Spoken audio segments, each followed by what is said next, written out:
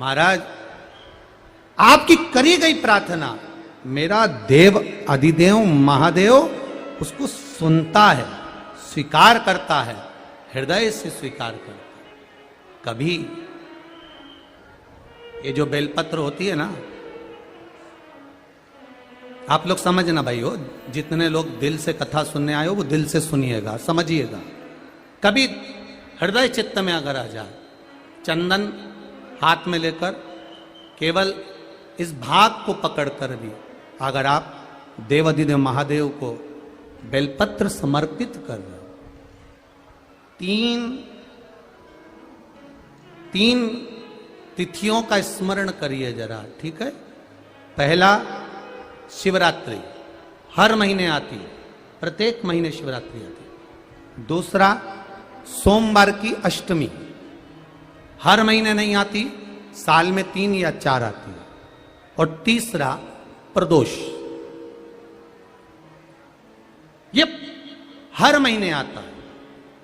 जब आपके हृदय में कभी कोई बात आ जाए कि बाबा आज मेरा मन ये कह रहा है और आपको सुनना है बाबा, आपको स्वीकारना है बाबा, आपको मेरे मन की बात जानना है बाबा, बस हाथ में चंदन लगाया, बेलपत्री का भाग इस तरह से पकड़कर शिव जी से अपने हृदय की बात कहकर, मेरे देवाधिदेव महादेव से दिल से कहकर, अशोक सुंदरी वाली जो जगह होती है, आपको बताया है अशोक सुंदरी का जो स्थान होता है, ये शिवलिंग, यहां अशोक सुंदरी की जगह, इस बेलपत्र को अशोक सुंदरी वाली जगह पर, जहां शिवलिंग है, शिवलिंग की साइड पर पहले नंबर की पत्ती का मुख होना चाहिए, बस उसको रख दीजिए और उस पर थोड़ी देर हाथ रखकर अपने हृदय की बात मेरे महादेव को दिल से कहकर आ जाइए।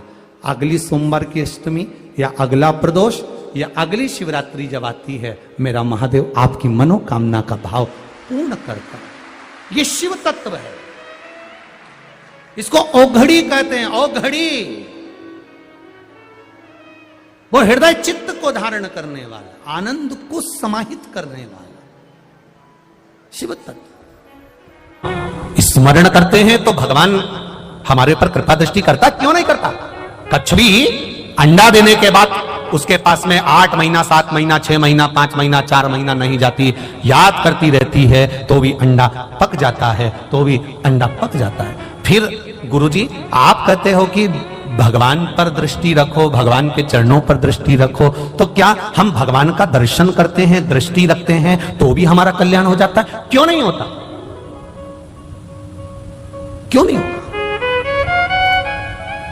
मछली अपना अंडा देती है पानी के अंदर। मछली जब पानी के अंदर अंडा देती है तो मछली उस अंडे के पास कभी नहीं जाती, तैरती तैरती मछली बस उस अंडे पर अपना ध्यान लगाती है, अपनी दृष्टि देती है। कछुई स्मरण कर कर अंडे को पका देती है, मछली देख देख कर अंडे को पका देती है और अंडे में से बच्चे का जन्म हो जाता है। दृष्टि से भी हमारा कल्याण, दृष्टि मात्र परमात्मा के चरणों पर होगी, भगवान के चरणों पर होगी, भगवान पर होगी तो भी हमारा कल्याण हो जाएगा। महाराज फिर आप कहते हो कि कथा सुनो, कथा सुनने से कल्याण हो सकता है? क्यों नहीं होगा। टिटहरी अपने बच्चे को जन्म देती है, टिटहरी अंडे को जन्म देती है और अंडे को पृथ्वी पर पटक देती है। टिटहरी उस अंडे के पास में कभी नहीं आती, टिटहरी बस एक काम करती है, आकाश में उड़ती है और चिल्लाना चालू कर देती है। इतनी चिल्लाती है, इतनी चिल्लाती है कि टिटहरी के शब्द से अंडा पक जाता है, उसका बच्चा जन्म ले लेता है। उसी तरह भगवान की कथा जब होती है, हम सुनते हैं, गर्जना होती है, शब्द निकलते हैं, मंदिर में घंटियां बजती है, घंटाल बजते हैं, उसके शब्द जब निकलते हैं तो हम जैसे जीवों का कल्याण अपने आप हो जाता है। ये शब्द की गर्जना। और महाराज आप कहते हो कि शिव मंदिर में जाओ, शंकर जी का स्पर्श कर लो, चरणों का स्पर्श कर लो, भगवान के मंदिर की देहली का स्पर्श कर लो। स्पर्श से क्या मतलब है? हमारा कहना है मोरनी अपने बच्चे को जब जन्म देती है, मोरनी अंडे को जब जन्म देती है तो मोरनी अपने अंडे को कहीं छोड़कर नहीं जाती, उसके स्पर्श में, उसके साथ, उसके ऊपर बैठी रहती है, स्पर्श में लगी रहती है, तो वो अंडे से बच्चा जन्म ले लेता है। हम भगवान के चरण पकड़ लेते हैं तो हमारा भी कल्याण हो ही जाता है। ये स्पर्श, स्मरण जरा ध्यान देना, पहले नंबर पर क्या है? बोलो, जम के बोलो जरा। स्मरण, याद करना, दृष्टि, दर्शन करना, भगवान का दर्शन, शब्द, कथा सुनना, बोलना, और चौथे नंबर पर है स्पर्श। ये चार चीजों में से अगर हमने एक चीज भी अपनी जिंदगी में उतार ली तो ये निश्चित है कि मेरा देवाधिदेव महादेव आपको मिलेगा जरूर। हर हर महादेव, वो मिलेगा जरूर। आपकी भक्ति, आपका विश्वास, आपकी दृढ़ता, आपका आनंद वहां तक होना चाहिए। आप दृष्टि रख लीजिए, आप शब्द सुन लीजिए, आप स्पर्श कर लीजिए, उसमें हमारा कल्याण है। कभी कभी अगर तुमको लगे कि मेरे जीवन में बहुत बीमारियों ने मुझे घेर रखा है तो प्रयास करा करो कि बेलपत्र,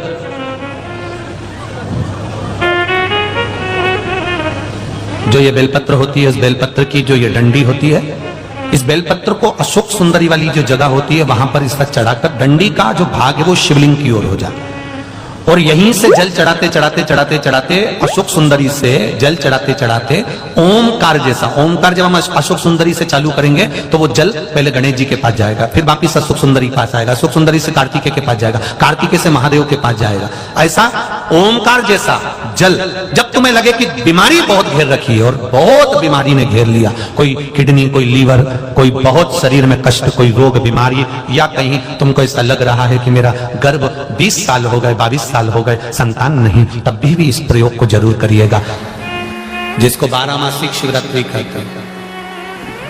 हम कई लोगों से कहते हैं अगर जिंदगी में ज्यादा नियम नहीं ले सकते तो एक नियम ले लो, और उसका फल क्या होता है ये मात्र 3 महीने की शिवरात्रि कर कर देख ले, केवल 3 महीने की शिवरात्रि, ज्यादा कुछ नहीं कर सकते। हर महीने शिवरात्रि आती है, प्रत्येक शिवरात्रि के दिन 3 जगह पर दिया लगाना प्रारंभ कर दो। पहला बेलपत्री के वृक्ष के नीचे,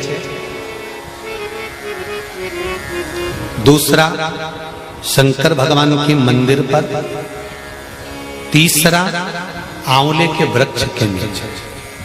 केवल ये 3 जगह पर दिया लगाना चालू कर दो। कौन से दिन?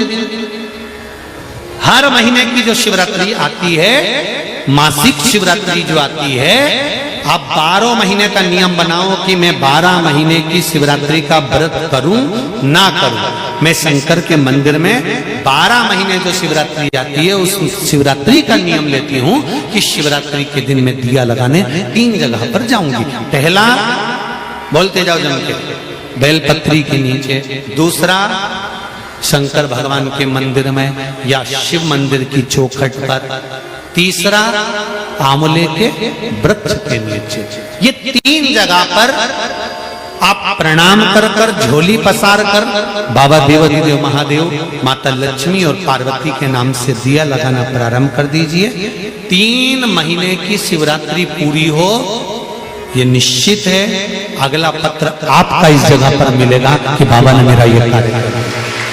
अगर ज्यादा दुख है, संकट बहुत भारी है, इतना बड़ा संकट है कि वो निपट ही नहीं रहा, फिर 1 लोटा जल, उसमें थोड़ा सा चंदन का छींटा, एक सफेद पुष्प शिवजी पर चढ़ाकर, उस चंदन के जल को, लाल चंदन मिल जाए तो ज्यादा अच्छा, शंकर भगवान पर धीरे धीरे अपने हृदय की कामना कर कर समर्पित करें। सुनेगा।